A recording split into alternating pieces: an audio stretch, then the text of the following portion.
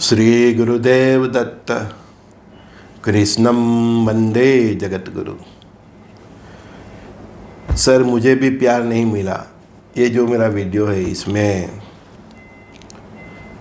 कई दोस्तों की भी कमेंट्स है कि सर जब इंसान फ्रस्ट्रेशन में होता है तो उसके मुंह से गाली निकल जाती है। आपका फ्रस्ट्रेशन ही निकल जाए, डिप्रेशन ही निकल जाए, इसीलिए तो ये चैनल है ना। कभी कभी इंसान के मुंह से गाली निकल जाए, परिस्थिति ऐसी निर्माण हो, ठीक है, समझ में आता है, वो ह्यूमन बीइंग है। लेकिन आप देखोगे कई लोग बात बात में गाली बोलते हैं, जैसे वो गाली नहीं बोलेंगे तो उसकी बात का वजन ही नहीं पड़ेगा, है ना। और कई लोग अपने बीवी को, अपने बच्चे को, अपनी बेटी को, अपने हस्बैंड को, अपने सासू को, सबको बस जी भर भर के गाली देते हैं। थोड़ा झगड़ा हुआ नहीं, कचकच हुआ नहीं हस्बैंड वाइफ में कि कुछ भी परिवार में के शुरू, है ना, माँ बहन से लेके इतने उसका पूरा लंबा लिस्ट बन जाता है।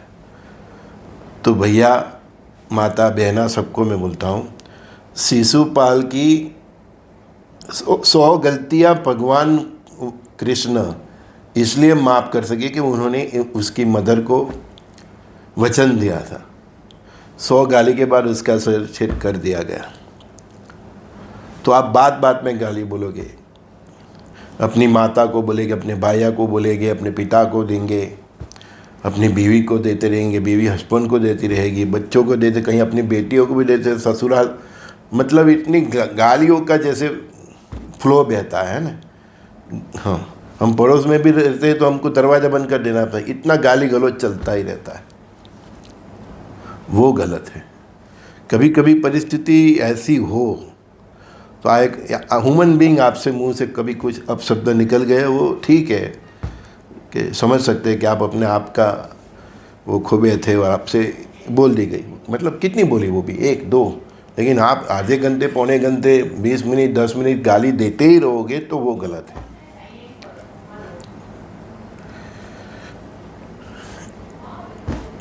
आप लोग सब सर्कस में गए हैं, अपने बच्चों को लेके भी जाते हैं, तो सर्कस में एक गोला होता है, उसके अंदर बाइक चलाता है वो, बस उसके अंदर ही घूमता रहता है।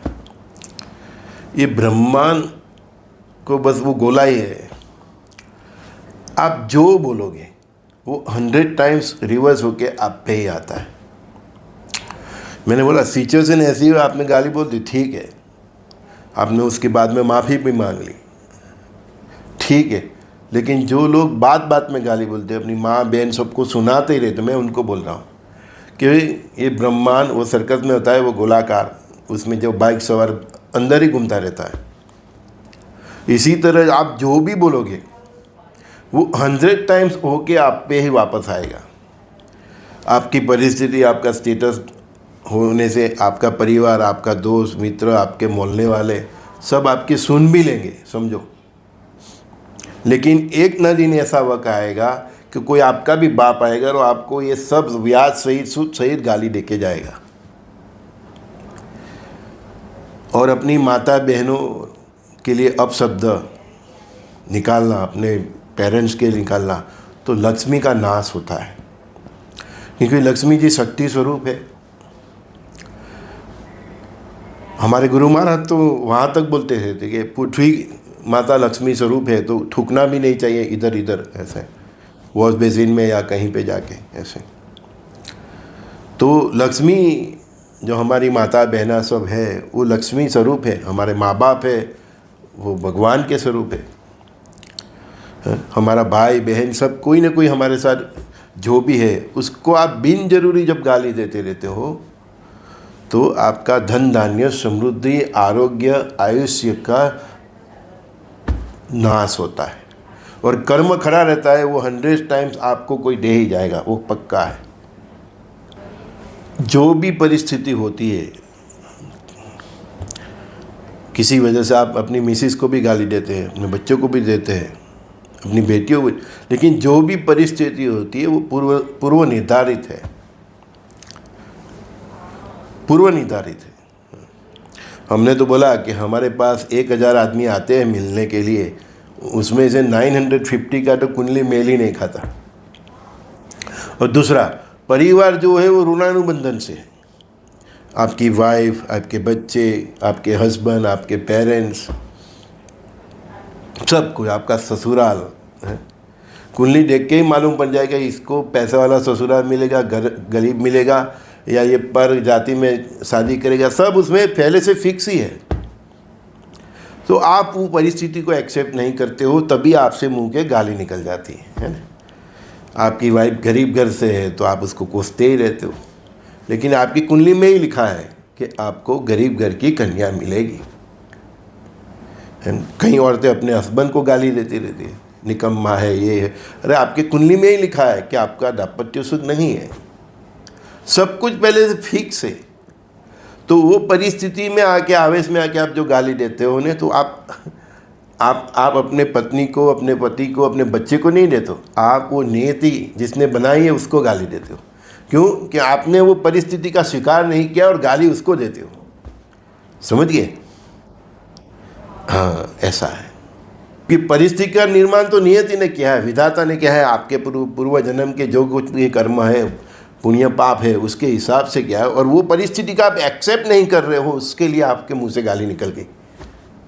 तो परिस्थिति का एक्सेप्ट करना सीखना चाहिए। वो कैसे एक्सेप्ट करना सीखना है, ये तो यहाँ जो डेली नित्य सत्संग सुनते हैं उनको आ ही जाता है, उसके ब्लड में ही आ जाता है। 15-20 दिन कंटिन्यू सुनेगा तो भी ये वो इंसान 99% बदल जाते हैं। कुछ ऐसे पत्थर जैसे होते हैं, वो उसको टाइम लगता है। तो जो परिस्थिति है उसकी वजह से आपके मुंह से गाली निकल जाती है, वो तो नियति ने निर्माण की है। तो आप नियति को गाली देते हो उस व्यक्ति के थ्रू। और दूसरी बात, हम जो सखा भाव बताते हैं वो आप सीखेंगे, परस्पर देव भाव तक जाएंगे तो आप कैसे गाली देंगे? क्योंकि आप जिसको गाली दे रहे हो वो भी तो आप ही है। समझो आप ये। कई लेडीज़ मेरे पास आते हैं, मेरे पति का सुख नहीं है, मेरा पति ऐसा है वैसा है। मैंने उसको बोला, बहना किसी विद्वान ज्योतिष को तूने बताया था मेरे पास आने पहले? बताया था सर, मंगल है, राहु है। मैं को नहीं, मंगल राहु को क्यों कोसते हो? आपकी कुंडली में पति का सुख ही नहीं है, तो पति आपके साथ झगड़ा करता रहेगा, उसकी सेहत अच्छी नहीं रहेगी, वो कमाएगा नहीं। दाम्पत्य सुख नहीं है मतलब क्या? दाम्पत्य सुख मतलब हस्बैंड वाइफ का सुख, बच्चों का सुख, ससुराल का सुख, सब कुछ आता है। दाम्पत्य सुख में केवल हस्बैंड वाइफ की का नहीं देखा जाता। दाम्पत्य सुख नहीं है मतलब आपको बच्चों का भी सुख नहीं होगा, आपका हस्बैंड का या वाइफ का हेल्थ का भी नहीं होगा। कुछ ना कुछ दिक्कतें मतलब आपकी मैरिड लाइफ में आती रहेगी, और फिर आप उसकी फरियाद करोगे तो नहीं चल, क्योंकि पहले से लिखा है कि आपको दाम्पत्य सुख नहीं है। उसी तरह हम कई बच्चे अपने पेरेंट को कोसते, मेरे बाप ने मेरे लिए कुछ नहीं किया। अरे तेरे नसीब में ही नहीं था कि तेरा बाप तेरे लिए कुछ करे।